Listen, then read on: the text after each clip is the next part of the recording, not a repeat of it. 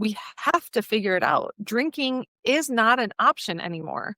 We don't figure out how to do life sober any other way than making ourselves do it sober, making ourselves just face all of the stuff that is so heavy and is so scary and is so painful, and just figuring out how to get through it.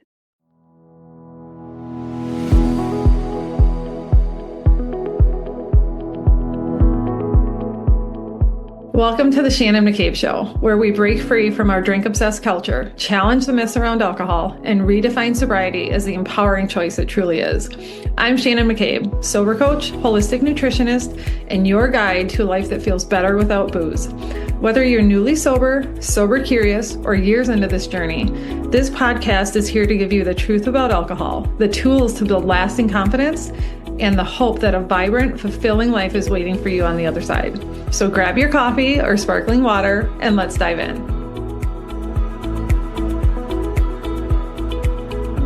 Hey, you guys, we have a really, really good question.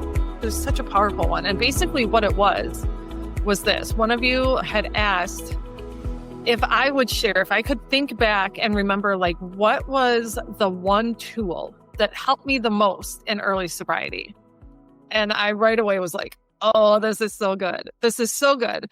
Because of course, hindsight is 2020, right? So I have the perspective now to be able to, I'm much farther along. I can look back at that time and be like, what did I really use the most? What helped me the most?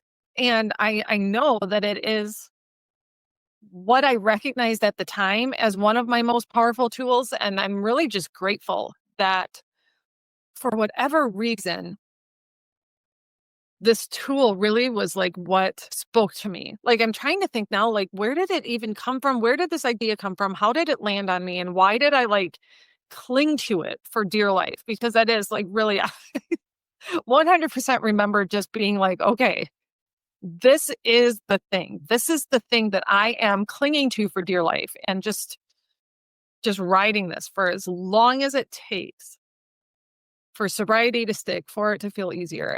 And so the tool, what it is, you guys, what I'm going to say is kind of two parts here. And so the first part of it rather, and what it is really, I'm trying to think of how to say it, because you might be like, that's not a tool, but it is. The first tool is really a mindset shift, you guys, because this is something where I see a lot of people stumble because they just don't want to commit. You're trying to still somehow keep a door open for alcohol. And as long as that door is even cracked just a littlest bit, you guys, sooner or later, alcohol will rear its ugly head again, because that's what it does. It is an absolutely insanely powerful addictive drug. And so the tool, because this was a refrain, and those of you that maybe have been around, meaning been following me on Instagram for a long time, you're going to recognize this. It was simply is the saying that I said a million times a day. And what it was is that drinking is not an option. Drinking is not an option. When I quit this time, September 10th, 2022, when I made that my day one, the coaching group that I was in, the community that I started growing pretty early on Instagram, because I got on Instagram when I was like 30 days sober and really did it as like a part of like my morning exercise. I was journaling a lot. I was working through the program I was in, and that program was a lot of reflection, a lot of answering questions. And so I started using Instagram really as just like an online diary. It was another way for me to hold myself accountable. And the through line through all of that was that drinking just wasn't an option. I literally forced myself to pretend that for me, alcohol did not exist. There was never going to be another excuse or another scenario where I allowed myself to turn to alcohol. That was just it, you guys. And it was such a radical exercise in self-accountability and in making a promise to myself that I wasn't going to break. And that, I think, is the magic of it. That's how it became such a tool, because you guys, like me, the end of our drinking was nothing except maybe a daily occurrence of breaking promises to ourselves, right? Every single time that we said, okay, I'm not going to drink this week. I'm not even going to drink tomorrow. I'm not going to go to the store and buy alcohol, or I'm not going to overdo it this weekend. I'm going to buy these 2 bottles of wine, and that's going to be it to last me the whole entire weekend. And then it crashed in this fiery inferno of us absolutely going back on all of those promises to ourselves and going to the store and getting wine. And a lot of you were like me, and we were hiding that alcohol, and we were lying to our family about it, and we were overdoing it every single time. And so we were stuck in this cycle of doing nothing but making promises to ourselves and then promptly breaking those promises and like believing the absolute bullshit lying excuses we told ourselves about, like, oh, but it's not that bad, or oh, but it's okay because my job is so hard. The kids are so hard. My marriage is so hard. My family is so hard, blah, blah, blah, blah, blah. And I'm saying blah, blah, blah, blah, blah, you guys, because this is what I had to do to myself. I had to call myself out on all of that bullshit and say, Shannon, it doesn't matter how hard it is to be a special needs mom. It doesn't matter how hard it is to be an entrepreneur and work from home while also homeschooling your children. It doesn't matter. It's bullshit. It can be an excuse, or it can be the reason you choose to do better. And that was it. So I clung to it for dear life and forced myself to absolutely believe and adopt the mantra that drinking is not an option. Because then that forced me to do all of the really hard shit that I had been avoiding for years. I had to learn to figure out how to deal with the insane stress of being a special needs mom without drinking, because drinking was not an option. That was just it. And you guys, it sounds simple, but it actually is not at all. Because when you, like I said, I feel like I like somehow tattooed that on my heart and was like really telling myself, like, if I drank again, it might kill me. Like, it might take everything. It could be what finally ended my marriage. It could be what made my daughters hate me. It could be what made me do something stupid like get behind the wheel of a car. So drinking was not an option. I had to learn how to deal with the stress of parenting. I had to learn how to deal with the trauma from my past that I had been shoving down and drinking over forever. We all have the things that we drink over, right? When we choose to quit drinking, we have to face all of those things, or they are going to continue to pull us back under. And so that's it. Like, that's the tool, is you have got to, for the first time, have radical accountability and start calling yourself out on all of the bullshit excuses that you have returned to every single other time that you've said you were going to quit, and then you gave in and drank again. And that's just it. And I know that probably sounds harsh, you guys, but it's because it's true. This is the tough love. This is the tough love pep talk I gave myself endlessly, like day after day after day, those first couple months. Anytime that I did have a craving, anytime that I did think like, okay, no, I can't do this. I can't do this sober. I don't know how. I had to figure out how. That is the whole point. We have to figure it out. Drinking is not an option anymore. We don't figure out how to do life sober any other way than making ourselves do it sober, making ourselves just face all of the stuff that is so heavy and is so scary and is so painful, and just figuring out how to get through it. So like, that's the tool. Is drinking is not an option. What is it going to take for you to just 100% declare it's not an option for you anymore? There is no scenario where you are going to give in and let yourself make the same excuses you've always made in the past. And that's it. Like, it's as simple as that, but it's as complicated and nuanced as that, right? Because then we all have to do the work. We all have to do the hard work of figuring out how we show up for these really sticky parts of our lives without alcohol. But you guys, that's the beauty in it. That's the beauty in it, in the journey, and in what you have access here in a program and a community like this, is like, you have proof that it's possible. You don't have proof of what it looks like for you yet, but you have proof that it's possible because you're surrounded by women that are also doing it or have already done it. You're surrounded by somebody like me who's told you everything. You know what my drinking looked like. You know what my life is like now sober. Most of the things that I swore for years, for decades, that there was no way I could possibly handle without alcohol, all of those things still exist. I have handled all of them without drinking. I do handle all of them without drinking on a daily basis because I've made myself figure it out.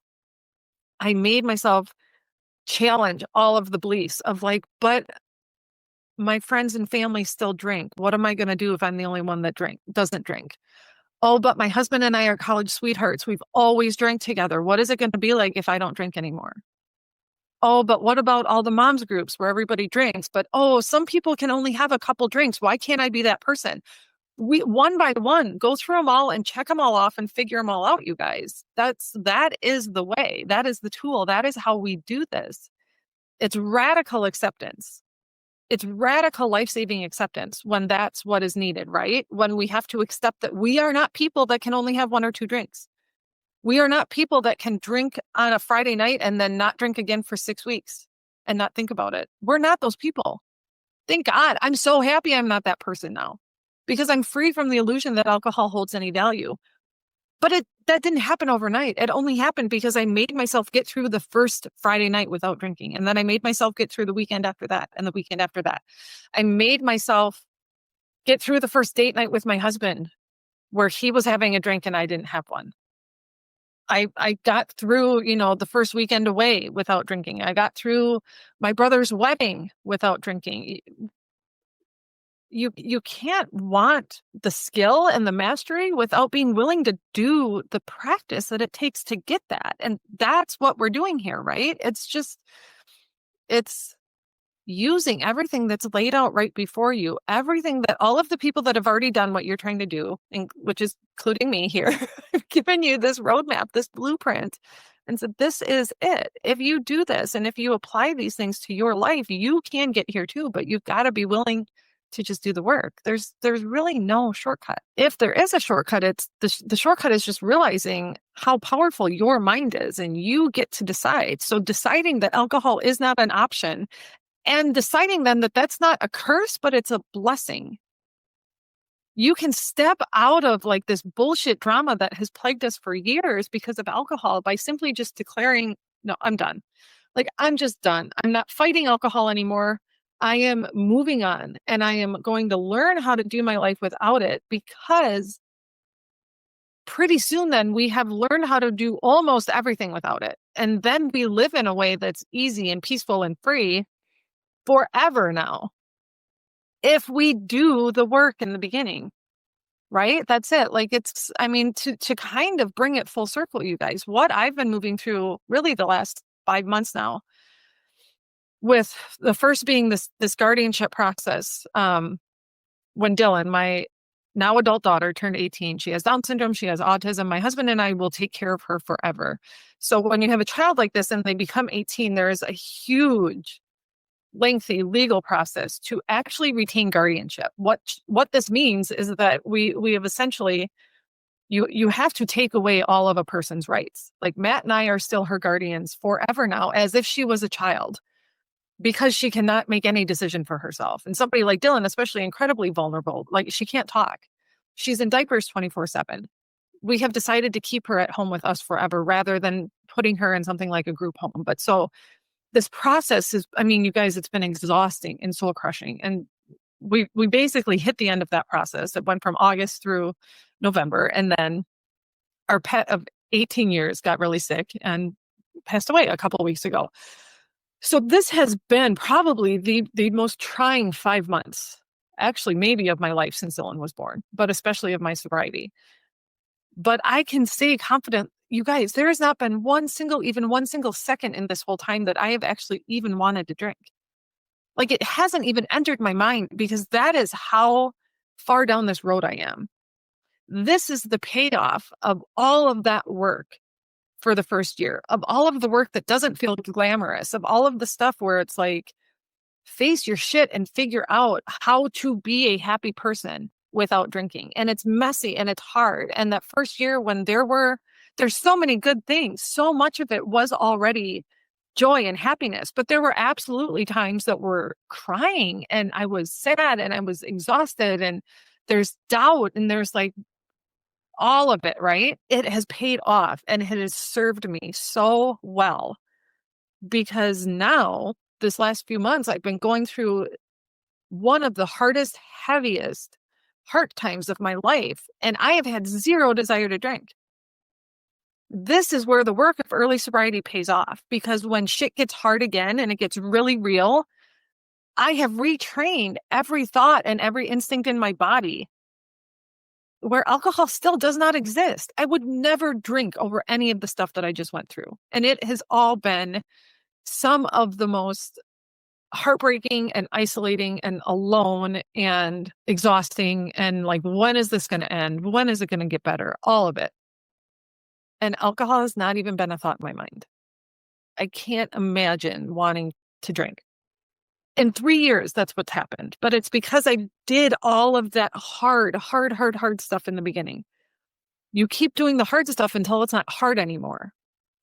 Because then when life is hard, those are the habits that sustain you. Those are the things that make it possible for you to get through hard moments and actually know that you're going to get through them, right?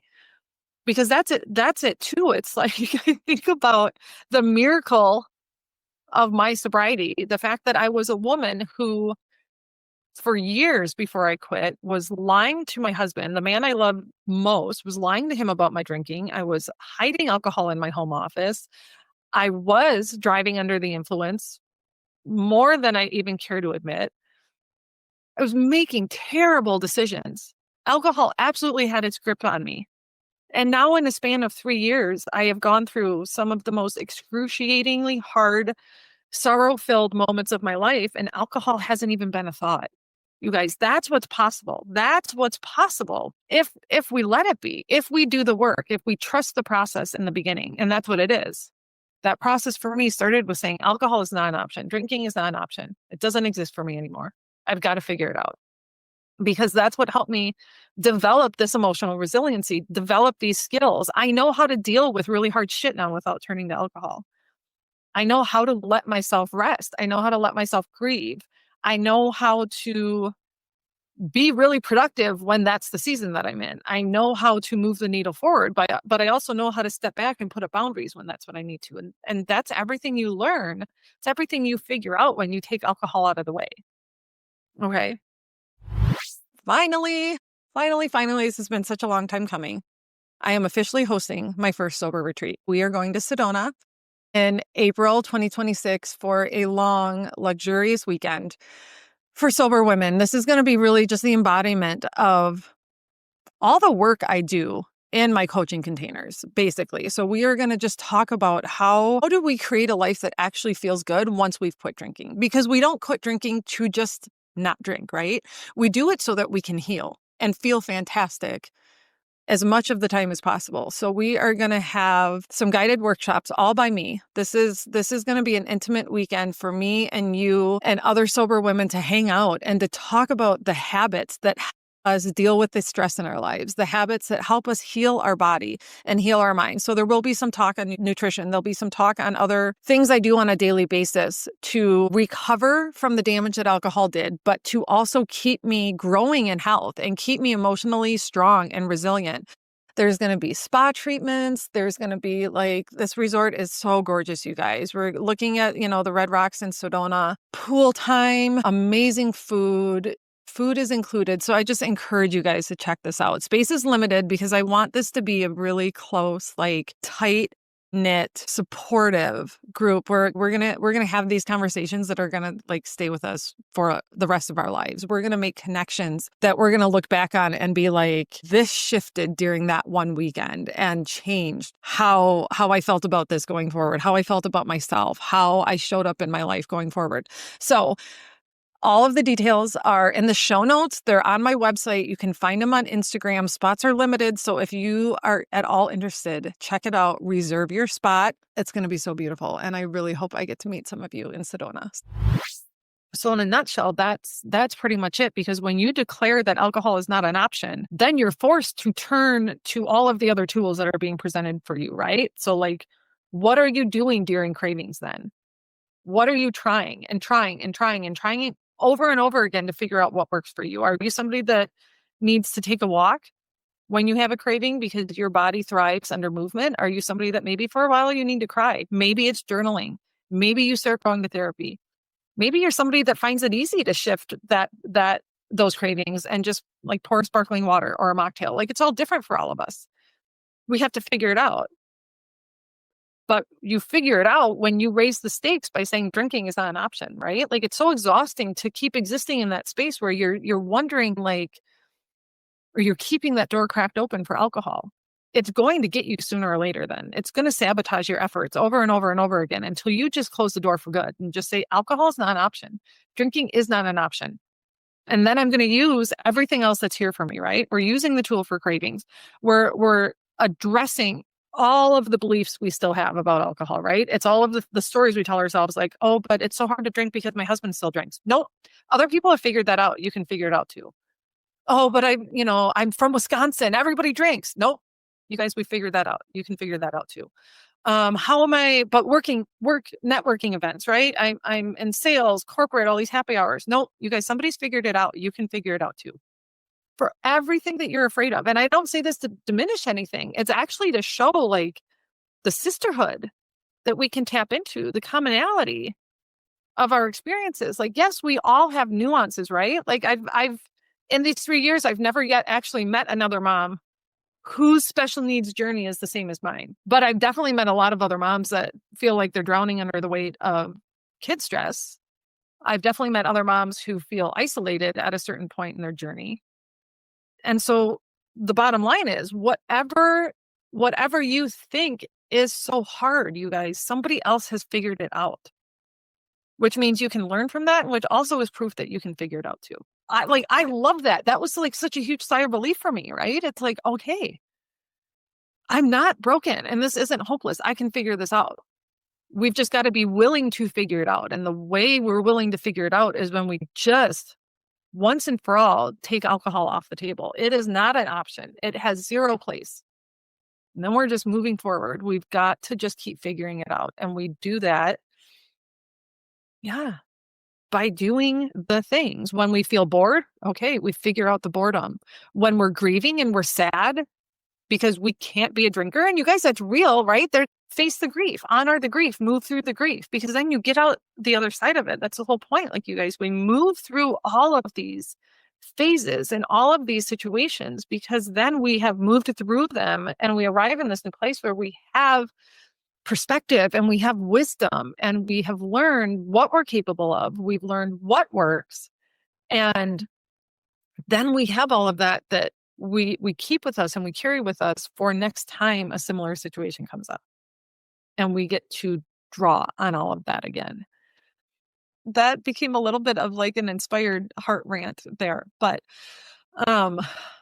I just feel so passionately about this, you guys, because I have been reflecting on my sobriety a lot. Even my husband said something, in the last 2 weeks since we lost Sammy, because he hasn't seen me this upset and this just all the emotions, right? Sad and despondent and everything. And he's like, it's really incredible. He's like, that not once have I he's like, you haven't even said anything about how you wish you could drink. And I'm like, why would I? Like, no, I can't imagine. But you guys, if this had happened maybe even a year ago, who knows? I might have still had moments where I was like, oh God, I wish I could just get drunk for a night and numb this pain. I don't know.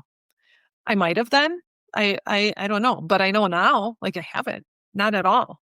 Alcohol holds zero appeal to me, even in heartbreak, even in grief. But I'm only at this point now today because I was willing to do all of the work up to this point. And it doesn't all feel like work, right?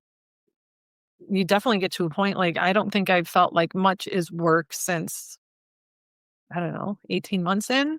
It depends. There's seasons, right? There's seasons of work. Life always has seasons of work.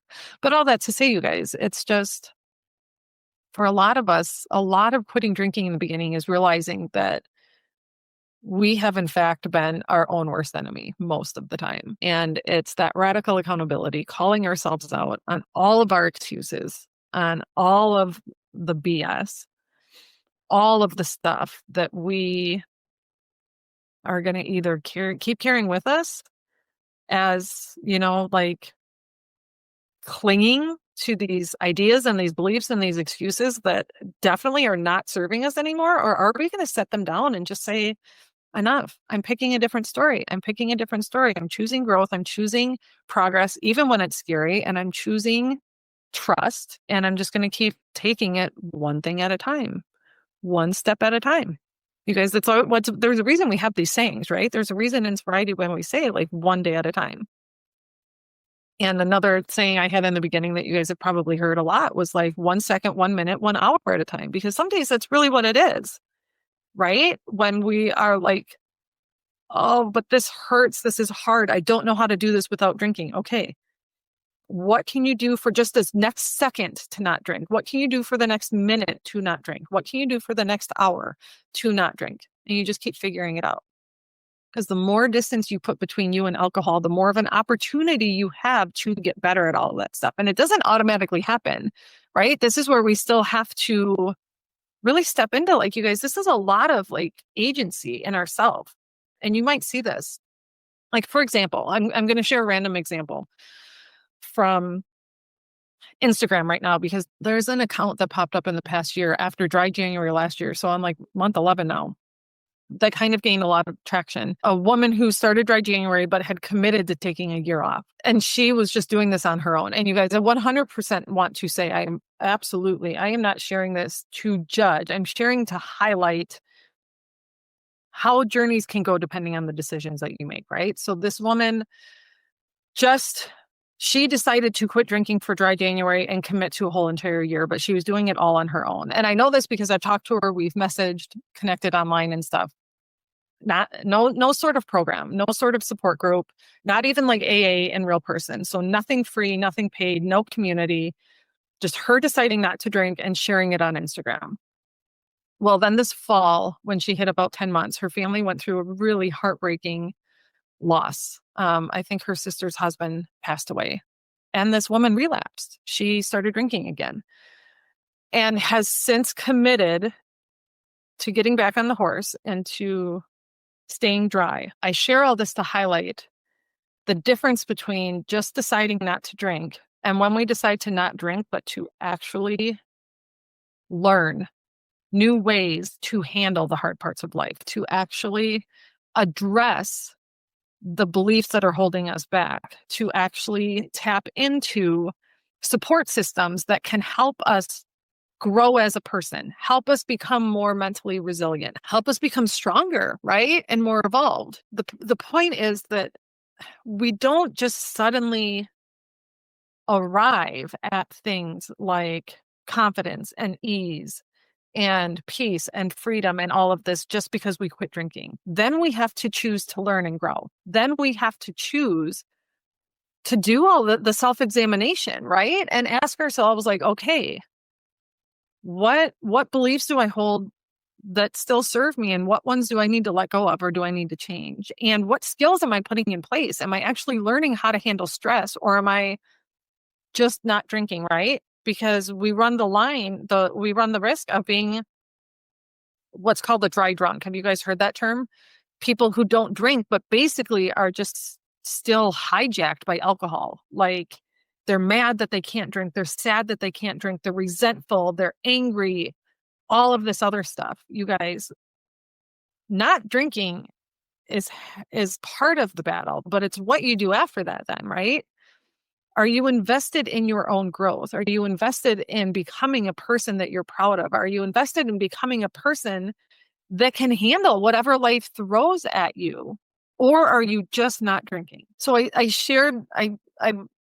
my point behind sharing this woman on Instagram is to just showcase that difference. Like, if we just don't drink, but we're not actually learning skills of how to cope better with life, then alcohol is probably going to get its foot back in the door at some point, because you haven't built up any defenses to it. You haven't found any other coping mechanisms that sooner or later become the standard in your life, right? Because that's like the example, like now, I said, the last few months for me, moving through this like insane heaviness and grief, alcohol's not even a thought, because I'm like, well, no, I remember what it was like when I drank through really hard shit. And now I know all of the other coping mechanisms I have, right? Like I have my own coach, I have therapy.